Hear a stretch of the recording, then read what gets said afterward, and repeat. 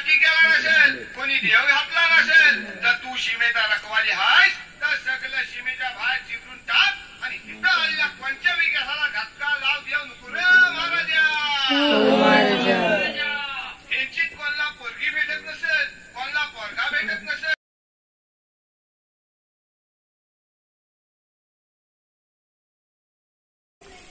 खोत आहेत. राजाच्या गावातील थेट प्रतिनिधी म्हणजे खोत. धार्मिक व राजकीय बाबतीत पहिला मान हा खोतांचा असते.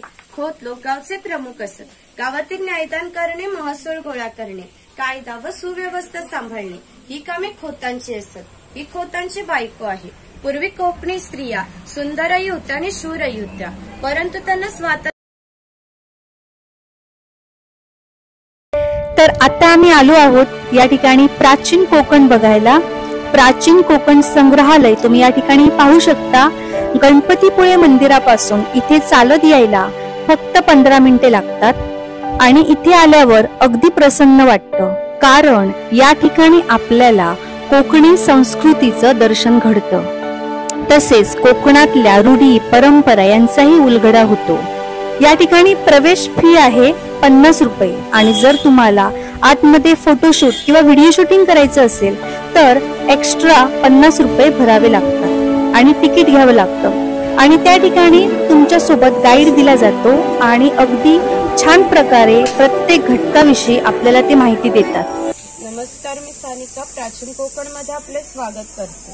Konkan tourism development research centre ही आमची संस्था आहे. या ठिकाणी आम्ही पर्यटनातून रोजगार निर्मिती हा विषय घेऊन येथे काम करत आहोत. विविध धार्मिक ग्रंथांचा अभ्यास करून आम्ही येथे एक नक्षत्र बाग तयार केली आहे. प्रत्येकाचा जन्म नक्षत्रानुसार एक वृक्ष आराध्य वृक्ष म्हणून मानला जातो. त्याची पूजा अर्चा केल्यास त्या व्यक्तीला धन, सौख्य, आरोग्य प्राप्त होते. तुम्ही एक्झिट करताना बाहेर लावलेला बोर्ड वाचू शकता. ज्यांच्याकडे कॅमेरा आयडी आहे त्याने तो गळ्यामध्ये घाला आणि जातानाच फोटो काढत चला. एक्झिटचा रस्ता वेगळा आहे.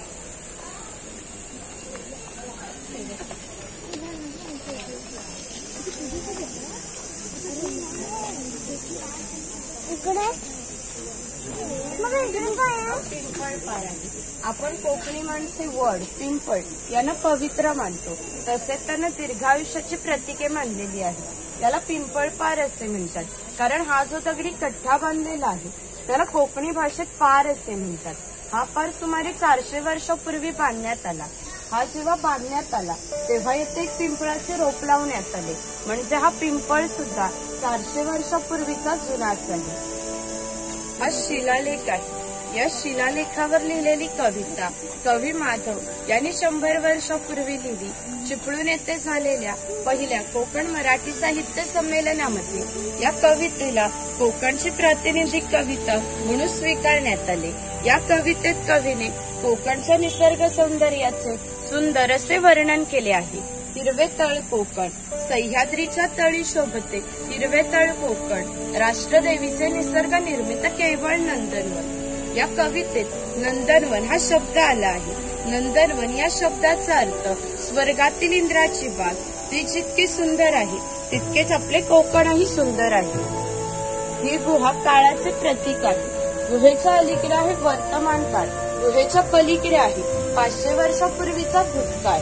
इथून आपण पाहणार आहोत 500 वर्षापूर्वी कोकणी माणसे कशी राहत होती, त्यांची समाज रचना, ग्रामरचना, खाद्य संस्कृती, परंपरा कशा होत्या. गुहेतून येताना वाकून या.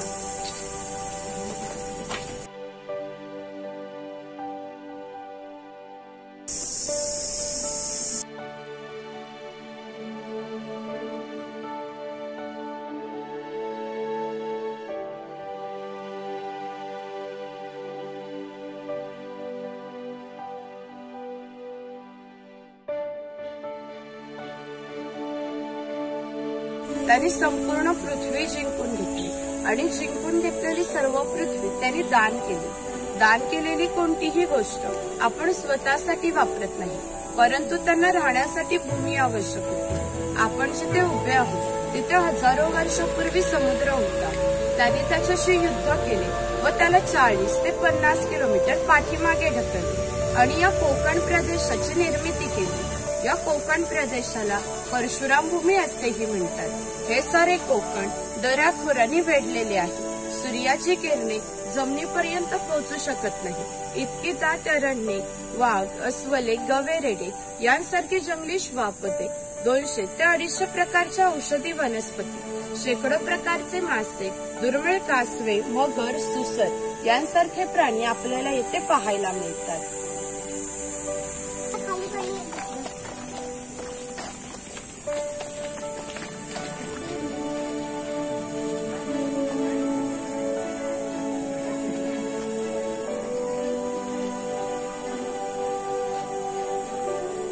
वनवासी आहे.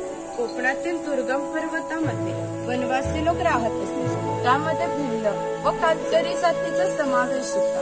आम्ही इथे कातकरी समाज दाखवला.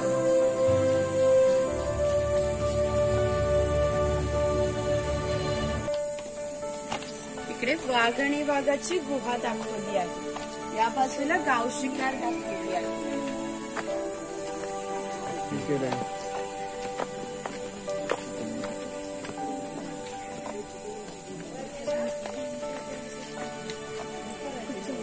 हे चिरफळाचे झाड आहे. चिरफळाचे फळ ही जंतुनाशके असतात. शेतकरी धान्य साठवण्यासाठी त्याचा वापर करतो. तसेच गरम मसाल्यांसारख्या खाद्यपदार्थांमध्ये त्याचा वापर केला जातो. तसेच माशाच्या करीमध्ये पण वापरले जातात. इकडे माडीवाला दाखवला आहे. ताडीमाडी काढणार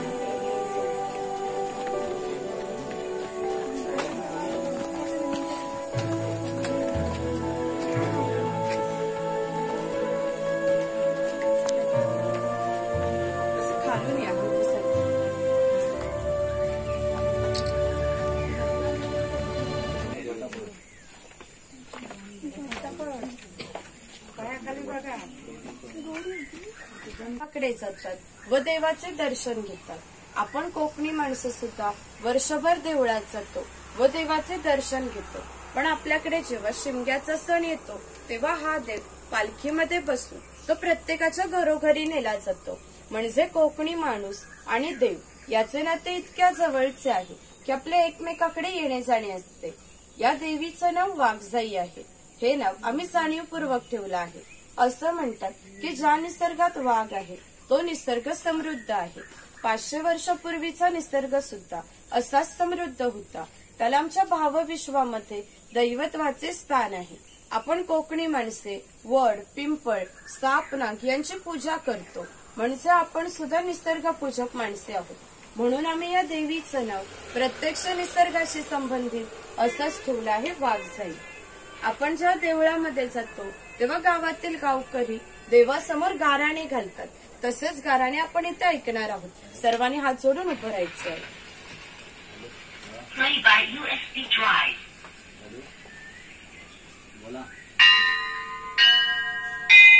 आई वाघजाई महाकाली महासरस्वती प्रमुख पंचतन परमदेव महाराजा. आज वय प्राचीन कोकण बघायला लांब लांबनं पर्यटक आले आहेत. तर आपली सगळी पोरा टोरा बाया माणसं म्हातारे कोतारे सगळं तुझ्या पायाशी दर्शन घ्यायला आलेलं आहे. तर कोणाची ढोपरा कोपरा दुखत असती, कोणाला डायबिटीस झालेला असेल, कोणाची बायपास झालेली असेल. तर आता मी काय तुला सगळं सांगित राहत नाही आहे. पण जी काय त्यांच्या मागं इडापिडा असेल, वाकडा तिकडा असेल तर सगळं दूर कर रे महाराजा. यांच्यावर कोणी करणी केला नसेल, कोणी भुताटकी केला नसेल, कोणी देव घातला नसेल तर तू सीमेचा रखवाली हायस. तर सगळं सीमेच्या बाहेर चिरून टाक आणि तिथं आलेल्या पंचविकासाला धक्का लाव देऊ नको रे महाराजा. यांची कोणाला पोरगी भेटत नसेल, कोणाला पोरगा भेटत नसेल, कोण लग्नाचं अडकलेलं असतील आणि ज्यांची लग्न झालेली आहेत त्यांना चांगली पोराटोरा होऊ दे आणि त्या पोराटोरांचं लय डिग्री पर्यंत शिक्षण होऊ दे महाराजा. शिक्षण झालेल्या पोरांना मना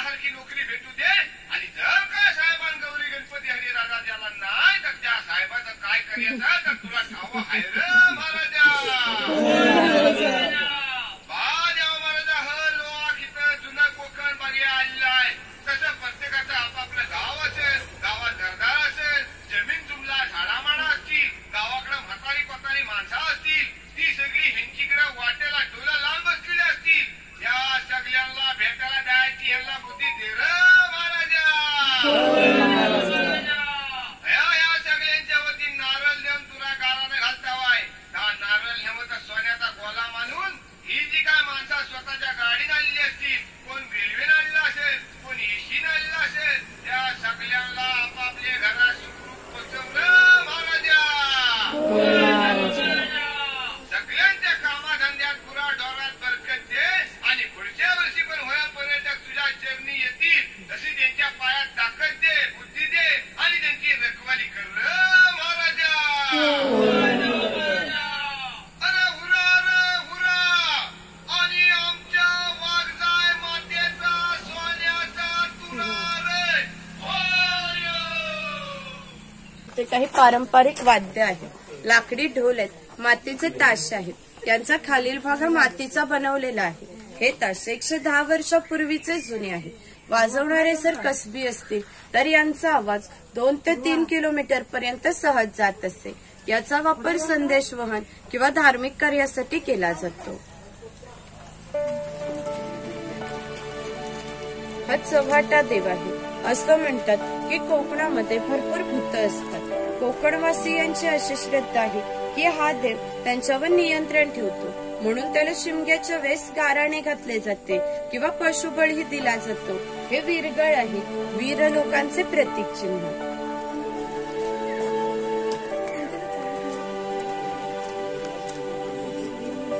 इथे कडक लक्ष्मी दाखवले. जे पोतराज लोक स्वतःला चापकाने फटके मारून घेतात त्यांना कडक लक्ष्मी म्हणतात. ते खेळ दाखवण्यासाठी गावामध्ये येतात.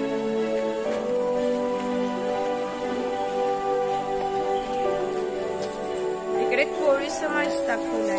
कोळी समाजाचे समुद्राच्या इतक्या जवळ राहतात की समुद्राच्या परतीचं पाणी सुद्धा त्यांच्या घराला लागून जाते. एवढी छोटी होडी घेऊन हे लोक खोलवर समुद्रामध्ये मासेमारी करत असतात. कधी कधी समुद्राच्या उसळणाऱ्या लाटा ह्या त्यांच्या होडीपेक्षाही मोठ्या असतात. कुशल तरी होडी बनवतात आणि पहाटेच्या वेळी करत.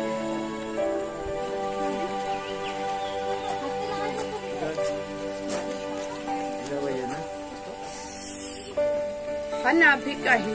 पूर्वी कोकणामध्ये 12 बलुतेदार पद्धत अस्तित्वात होती.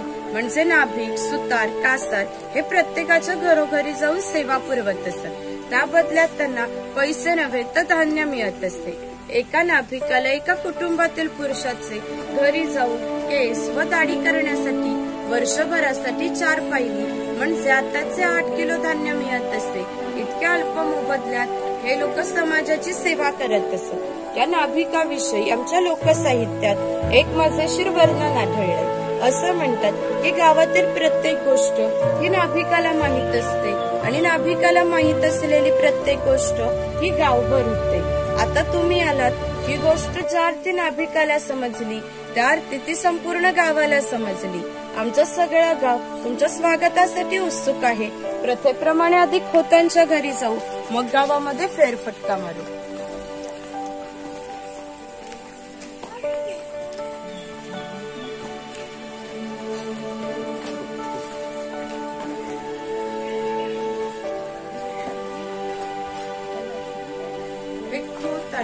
राजाच्या गावातील थेट प्रतिनिधी म्हणजे खोत.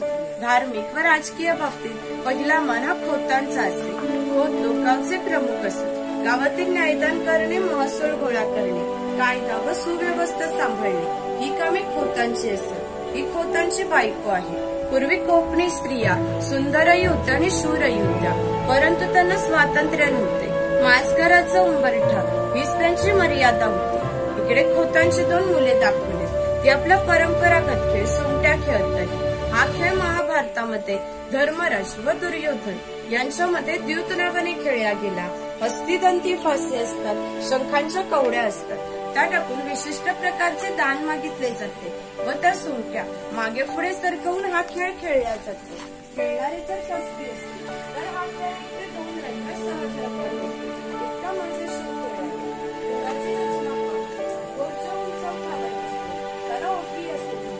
गावातील मान्यवर लोक ही समोर आहे ती पडवी. सर्वसामान्य लोक पडवी लागतात. खोतांच्या उजव्या बाजूला आहे देवघर, डाव्या बाजूला आहे स्वयंपाकघर, मागे आहे मासघर म्हणजेच पूर्वीची बेडरूम. छपराची रचना पहा. वरती छोटे छप्पर, मध्ये गॅप, त्याखाली मोठे छप्पर. कोकणामध्ये उष्णता फार असते, त्यामुळे घरातील उष्ण हवा गॅप मधून बाहेर जाते व बाहेरील थंड हवा तिचे कीटकांचे प्रकार लावले. सुपारी फोडतो ना त्याचे.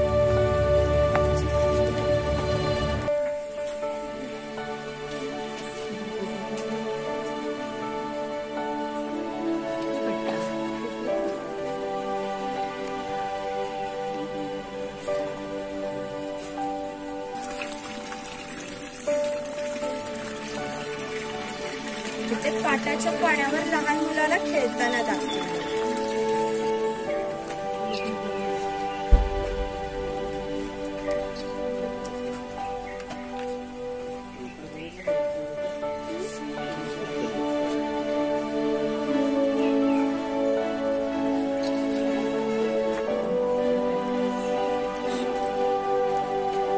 हा शेतकरी आहे. याचं गवताचं घर आणि याच्या अपुऱ्या कपड्यावर जागणार.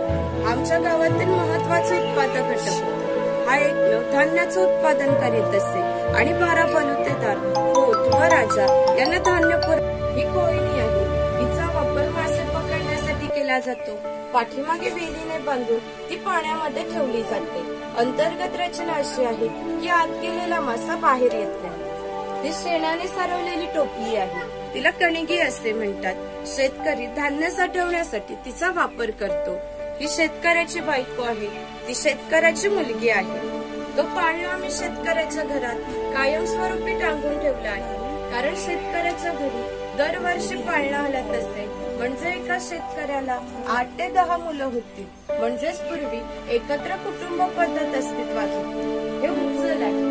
याचा वापर कपडे सुकवण्यासाठी केला जातो. समोर गौरी गणपतीचा सण दाखवला आहे.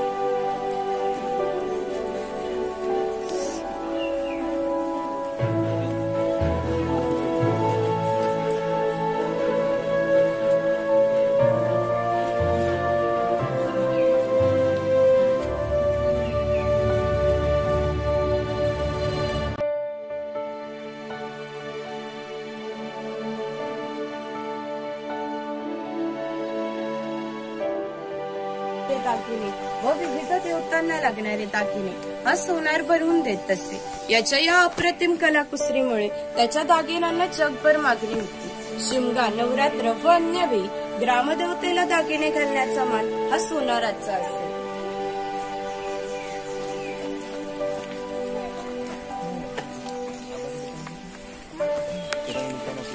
हा वाणी आहे. चौल, राजापूर, दाभोळ या कोकणातील बंदरांना 5000 वर्षापूर्वीचा इतिहास आहे. या बंदरांमधूनच भारतीय व्यापाऱ्यांनी जगाशी व्यापार केला. येथून निर्यात होणाऱ्या वस्तूंमध्ये हस्तकौशल्याच्या वस्तू, हस्तिदंती वस्तू, शंख, शिंपले, हिरे, माणिके इत्यादी वस्तूंची निर्यात हा वाणी करीत असते.